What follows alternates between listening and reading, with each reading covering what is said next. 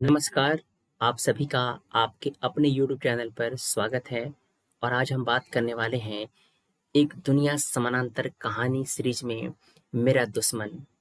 यह कहानी कृष्ण बलदेव के द्वारा लिखी गई है और ये कहानी एक बहुत ही महत्वपूर्ण कहानी है एक दुनिया समानांतर में। और यहाँ से आपको कई प्रश्न संदर्भित हो सकते हैं यूपीएससी में। तो आइए आज के इस वीडियो के माध्यम से हम देखेंगे आखिर इस कहानी का सारांश क्या है और ये कहानी वास्तव में हमसे कहना क्या चाहती है, हमसे किस रूप में जुड़ी हुई है।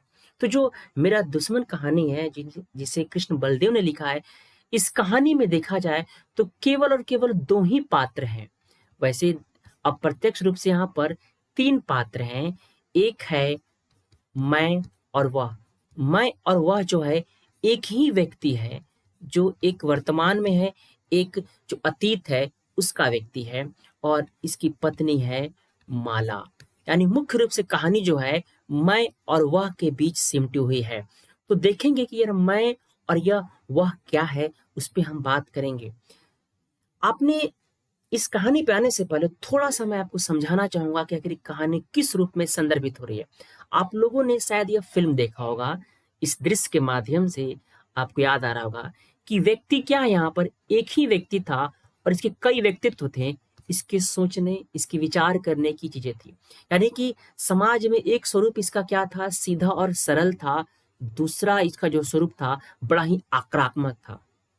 यानी कि इस तरीके से देखिए, यानी कि एक जो व्यक्तित्व था वो बहुत ही सरल सहज था, दूसरा आक्रामक था। तो इस हिसाब से देखा जाए तो इस थोड़ी सी कहानी में आपको यह स्वरूप दिखाई देगा।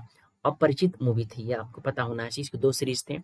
इसके अलावा अमेजॉन प्राइम पे आपने देखा एक सीरीज आई थी ब्रेथ, जिसमें भी एक व्यक्ति था जो अपने को दो व्यक्ति के रूप में देखता था। जिसमें एक व्यक्ति क्या था, एक सीधा साधा सामाजिक जीवन जीता था, जो समाज के सामने उसका व्यक्तित्व मौजूद था। दूसरा था जो बड़ा ही खूंखार था, बदले की भावना से जीता था। यानी एक ही व्यक्ति का दो स्वरूप था यहाँ पर। तो इस कहानी में भी आपको दो स्वरूप दिखाई देंगे। यानी कि सच कहा जाए तो इसमें जो मैं और वह है एक ही व्यक्ति है, और उसका व्यक्तित्व अलग-अलग है। अर्थात एक तरफ एक सहज और व्यवस्थित जीवन जीने के आदी होने के बाद अगर आपका अतीत आपके सामने खड़ा हो जाए, तो वह आपके जीवन का सबसे बड़ा दुश्मन नज़र आने लगता है। इसीलिए इस कहानी का जो शीर्षक है, मेरा दुश्मन। और यह अतीत ऐसा हो जिसे आपने अपनी कमज़ोरियों और एक पारंपरिक ज़िंदगी जीने के लोभवश छोड़ा हो, जिसकी स्मृतियाँ अभी भी आपको अपने आज की इस विद्रोह करने के लिए उकसाने में कामयाब हो जाती हो, तो उस वक़्त आपकी हालत क्या होगी, इसी मनोवैज्ञानिकता के उलझन को हमारे सामने प्रस्तुत कर रहे हैं कृष्ण बलदेव वैद्य की यह कहानी, मेरा दुश्मन। तो इसी कहानी की आज हम बात करने वाले हैं। इस कहानी के सारांश की तरफ हम बढ़ते हैं और यहाँ पे आपको बताऊँगा कि ये कहानी का सारांश क्या। बहुत ही सीधा और सरल कहानी है, लेकिन इस कहानी के गर्त में जो छिपी हुई बातें हैं, उस पे हम चर्चा करेंगे। तो इस कहानी के सारांश से पहले यहाँ पर दो व्यक्तित्व हैं, अर्थात जो दोहरा व्यक्तित्व है, जो कौन है, एक तरीके से मैं और वह है, हम उस पे बात करते हैं। यानी कि एक तरफ क्या है, जो एक ही व्यक्ति है, वह मैं है और वह है। तो हम समझते हैं कि मैं कौन है और वह कौन है। यहाँ पर जो मैं है, वह एक तरीके से समाज में रहने वाला व्यक्ति है। अर्थात मैं कौन है, समाज में रहने वाला व्यक्ति है। यानी ये समाज से जुड़ा हुआ है। अब ज़ाहिर-सी बात है, जब वो समाज में रहने वाला व्यक्ति है, तो उसके पास क्या होगा? यहाँ उसके पास परिवार होगा, अर्थात उसकी फैमिली होगी, उसकी पत्नी होंगी, बच्चे होंगे। यानी यहाँ पर क्या है, उसकी जो पत्नी है, उसका नाम माला है। उसके अपने बच्चे, अर्थात एक उसका एक पारिवारिक जीवन है, वो सामाजिक व्यक्ति है। दूसरी तरफ ये जो वह है, वह कॉलेज के दिनों का व्यक्ति है, जो अपने अतीत को याद कर रहा है। अब ज़ाहिर-सी बात है, जब वो कॉलेज के दिनों का व्यक्ति है, यानी वो अतीत के दिनों को याद कर रहा है, मैं जो है, तो वो उस समय एक स्वच्छंद व्यक्ति है।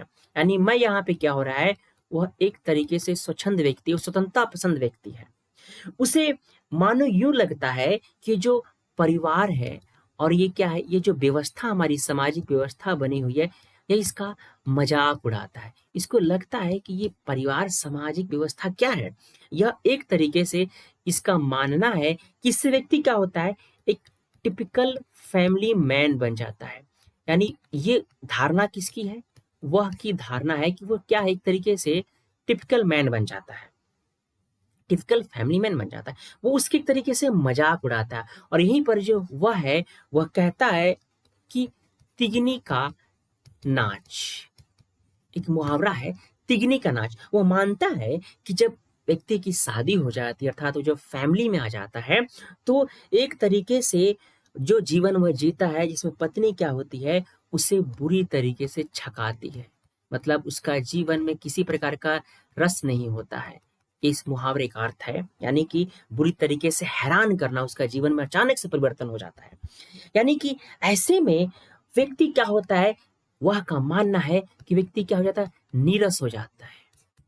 ये जो टिपिकल फैमिली मैन है, बड़े नीरस व्यक्ति होती हैं, वह मानता है। उसे लगता है केवल बच्चों की जो किलकारियां हैं, उसी से वो खुश होता है। उसी के बीच इसके जीवन की परिधि सीमित हो जाती है। यानी कि ज यह देखा जाए इन सब बातों के अतिरिक्त, तो जो वह है, वो क्या है? वह जीवन को खुलकर जीने वाला व्यक्ति है। यानी वह इन चीज़ों को बंधन मानता है, अर्थात जो फैमिली है, उसको क्या मानता है? बंधन मानता है। और ये क्या करता है? इस बंधन को तोड़कर आगे बढ़ने की बात करता है, क्योंकि वो उस समय कॉलेज के दिनों में यंग है, उसने शादी नहीं किया है और इसी तरीके से उन चीज़ों को, बंधनों को तोड़कर जीने का वादी होना चाहता है। और यही जो वह है, जब जो वर्तमान में जिसमें वो मैं बन जाता है, अर्थात जो क्या करता है, माला से शादी कर लेता है, यानी यह भी एक टिपिकल फैमिली मैन बन जाता है। तब इसकी जीवन की कहानी शुरू हो जाती है। अर्थात शादी हो गई, अब शादी के बाद जाहिर सी बात है, किसका परिवार हो गया, बच्चे हो गए। यानी यहाँ से क्या होता है, मैं एक टिपिकल फैमिली मैन बन जाता है। जो पहले वह जो है इस चीज का मजाक बनाता था, वह क्या है, मैं बन चुका है, यानी पारिवारिक जीवन में आ चुका है। अब यहीं से क्या होता है, माला जो होती है इस पे हावी हो जाती है, अर्थात तिगनी का नाच जिसने इसमें कहा था, तो वो स्थिति यहाँ पे शुरू हो जाती है। इन्हीं परिस्थितियों के बीच जब उसका जीवन गुजरता है, तो जो वह जो है मैं हो जाता है, वो इस जीवन में आने के बाद वह बनने की कोशिश करता है। यानी जो सामाजिक व्यक्ति है, वो स्वच्छंदता की ओर चला जाने की कोशिश करता है। और जब वहीं पर जब ये जो मैं है, जब वो शादी करता था, जो वह था, तो जब वो शादी किया है, तो जो उसकी अपनी धारणा थी वह की, वह तो अपनी उन सोच को कैद कर लेता है, वो अपनी स्वतंत्रता को मार देता है। उसे लगता है कि यदि मैं को अपने अंदर रखूंगा, तो क्या होगा, हमारे परिवार में खुशहाली, शांति बनी रहेगी। लेकिन उसके अंदर धीरे-धीरे वो अपने आप को जब कैद करना प्रारंभ करता है, तो यहीं से शुरुआत होती है और उसके जीवन में कोई रोमांच नहीं रहता है, कोई रोमांच नहीं रहता है, वो अवसाद में चला जाता है। और इसी अवसाद के कारण क्या होता है, उसका झगड़ा हो जाता है माला से, इस पारिवारिक जीवन में। और माला को एक तरीके से समझाने में वह विफल रहता है और यही विफलता क्या होती है, उसके जीवन में एक नया मोड़ लाती है। और माला जो होती है यहाँ पर, वह घर को छोड़कर चली जाती है, यानी यहीं से उसका पारिवारिक जीवन बिखर जाता है। और जब इस तरह वो घर छोड़कर चली जाती है, तो कहानी का जो बिंदु है, वो यहीं पर आकर समाप्त हो जाता है। यानी कि ये जो नई कहानी श्रृंखला की जो कहानियां हैं, इसमें समस्या को उजागर किया गया है, उसकी मनोवैज्ञानिकता को दिखाया गया है। यानी कि देखा जाए तो मैं जो एक तरीके से जो कॉलेज के दिनों का व्यक्ति है, वह एक तरीके से वह स्वच्छंद, यानी कि जो वह है, और जो मैं जो है, यानी कि मैं जो समाज में रहने वाला व्यक्ति है, जो सामाजिक है, वह स्वच्छंद हो जाना चाहता है, वो बंधन तोड़कर इससे आगे बढ़ना चाहता है। वो, यानी कि एक तरीके से देखा जाए तो कहानी क्या है, मैं और वह के बीच एक तरीके से ताने-बाने के बीच ढूँढता है। अर्थात मैं जो एक कॉलेज की जो सामाजिक व्यक्ति है मैं, वह इन बंधनों को तोड़ना चाहता है। वो जो सामाजिक व्यक्ति है, वो स्वच्छंद होना चाहता है, उन बंधनों को तोड़ना चाहता है, इसका वो हनन करना चाहता है। इसी विमर्श पर देखना, इसी उधेड़-बुन के आधार पे ये कहानी सिमट जाती है और ये कहानी इन्हीं तानों-बानों के बीच आगे बढ़ती है। यानी कि जिस प्रकार से मैंने आपको बताया कि जो अपरिचित फ़िल्म थी या फिर जो ब्रेथ सीरीज़ थी, ठीक है? उसमें भी इसी तरह के दोहरे व्यक्तित्व थे। लेकिन इस कहानी में देखा जाए तो इस कहानी में क्या है? विशेषता जो है अपने ही अतीत की जो चीज़ें हैं, उसी के अनुसार व्यक्ति जीवन जीने की संकल्पना कर रहा है, सामाजिकता को तोड़ना चाहता है। यानी कि देखा जाए तो कहानी में विचारों के स्तर पे ज़रूर दिखाई देता है, लेकिन जब यही चीज़ क्या होता है, जैसे मानिएगा आप सोचते हो कि मुझे स्वतंत्र रहना है, स्वच्छंद रहता है। ये विचार लगता है, लेकिन सामाजिक तौर पे क्या होता है, यह रोग बनता चला जाता है। इस कहानी में इसी बात को दिखाया गया है। क्योंकि यदि समाज में प्रत्येक व्यक्ति उस स्वतंत्रता को ग्रहण कर कर आगे बढ़ने लगे, तो पारिवारिक संस्थाएँ टूटने लगेंगी। विवाह जैसी संस्थाएँ जो बनी हैं, वो धीरे-धीरे टूटेंगी और आप देखिए आज का हमारा जो वर्तमान समाज है, इसी चीज़ों की वजह से टूट रहा है, बिखर रहा है, उसी स्वच्छंदता की वजह से। यानी कि जो व्यक्ति क्या है, वो क्या है, समाज के नियम यानी कि एक कहानी देखा जाए, तो एक कहानी क्या है, एक तरीके से जो समाज के नियम हैं, उस नियम की बात पे है, बनाम यानी कि जो यानी कह सकते हो, एक तरीके समाज के नियम और जो व्यक्ति की स्वतंत्रता है, उसकी बात कर रही है। और यहीं से क्या होता है, दोनों का आपस में टकराव होता है। यानी कि जो समाज के नियम है, उसको क्या लगते हैं कि सारे के सारे बंधन हैं और ये बंधन क्या है, उसको लगता है कि उसको पीछे धकेल रही हैं। अब पीछे धकेल रही हैं, उसे ये महसूस होता है। यानी कि ये क्या है, यहाँ से इसको तोड़ना चाहता है, इस बंधन को तोड़ना चाहता है, उसके जो व्यक्तित्व है, जो व्यक्ति की स्वतंत्रता है।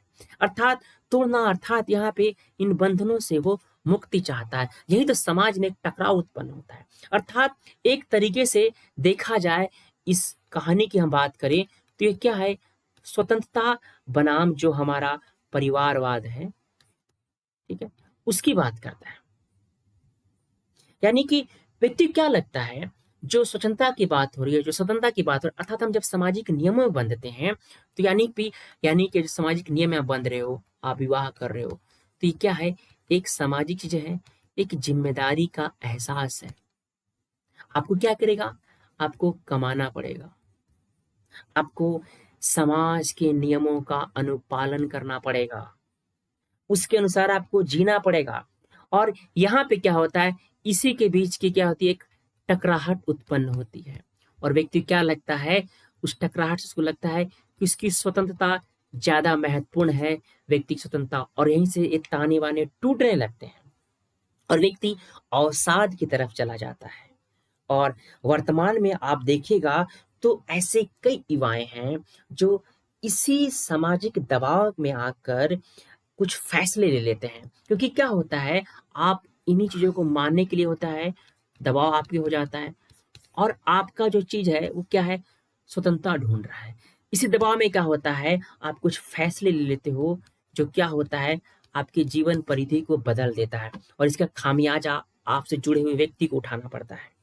यानी कि आपकी जो अरुचि चीज़ें हैं, जो आपके कार्य नहीं है, उसको आप सामाजिक दबाव की वजह से फैसले ले लेते हो और शादियों को लेकर भी तो ये समस्या हमारे समाज में बड़ी एक तरीके से गंभीर समस्या बनी हुई है। यानी कि एक तरीके से देखा जाए तो कहीं न कहीं क्या ये कहानी एक तरीके से अंतर्मन का एक विस्फोट है। एक जो धीरे-धीरे क्या होता है, व्यक्ति जो है, यदि हम इसे कहें कि जो व्यक्ति क्या है, उसका जो अंतर्मन है, ठीक है? ये क्या है, एक तरीके से उसका जो अंतर्मन का विस्फोट है और यही क्या होता है, आगे चल के बीमारी बन जाता है। यही चीज़ें क्या होता है, आगे चल के बीमारी बन जाती है, जैसा कि हमने दोनों वेब सीरीज़ में भी देखा। यानी कि हम कहीं न कहीं जो हम वास्तविक होते हैं, जो हमारी वास्तविकता होती है, जो हमारा वास्तविक चरित्र होता है, हम उसके विपरीत जाकर क्या करते हैं, कृत्रिमतता का एक आवरण पहन लेते हैं और यही क्या करता है, हमें तोड़ देता है। हम यहीं से अवसाद में चले जाते हैं। तो आज के जीवन में भी ये बातें अभी शामिल है और ऐसा हमारे समाज में हो रहा है। तो ये कहानी का जो एक सारांश था, उसकी जो विवेचना थी, मुझे लगता है कि शायद आपको ये बातें समझ में आ गई होगी। यदि आपको फिर भी कोई सवाल है या कुछ और चीज़ें हैं तो आप बिल्कुल निसंदेह मुझसे पूछ सकते हैं। अर्थात ये कहानी एक तरीके से एक ऐसे अय्याश शख्स की है जो वक़्त के साथ सुधर गया है, मगर उसके अतीत का भूत उसका निरंतर पीछा करता है और एक दिन भूत उस पे इस कदर हावी हो जाता है कि वो शख्स खुद को भूल जाता है। फिर एक अंतर्द्वंद शुरू होता है जो अतीत और वर्तमान दोनों से लड़ता है। और जो ये कहानी है मेरा दुश्मन, इसी कशमकश की कहानी है जो इंसान की उस सोच की कई तहों को दिखाता है, जिसमें वो इंसान से जानवर, फिर जानवर से इंसान बनता है। यही इस कहानी का मूल भाव है। तो ये कहानी आपको कैसी लगी मुझे ज़रूर बताएं कमेंट्स बॉक्स में, और हम पुनः नए कहानी के साथ आपके सामने प्रस्तुत होऊँगा। तो आप इसी तरह बने रहें और चैनल को सब्सक्राइब करें, लाइक करें, शेयर करें। धन्यवाद।